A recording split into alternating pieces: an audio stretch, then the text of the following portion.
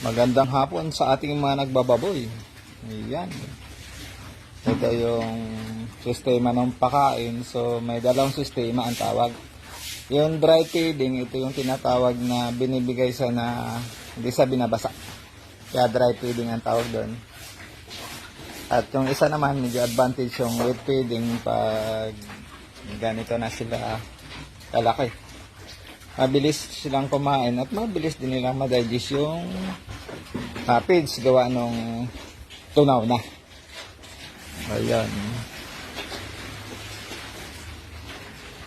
Kaya parang maganda yung katawan ng baboy na to. Kailan ka simula nag-wet feeding? Mga 2 months. Ayan. Pag-grower ka na nag-wet feeding, ano? Yung pag-grower. Pero yung starter ay dry. Dry feeding. Ito yung sistema ng pagkain ni Joshua.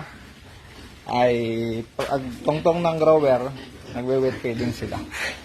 Yan, kaya maganda yung bulas no mapati nila yun. Yan, ito dry feeding. Dry ano pa to? Feeding ang tawag kasi maliliit pa sila. Saka naman yung ano, pag hindi nila maubos dito sa dry feeding, ay hindi napapanis yung feeds. Gawa nung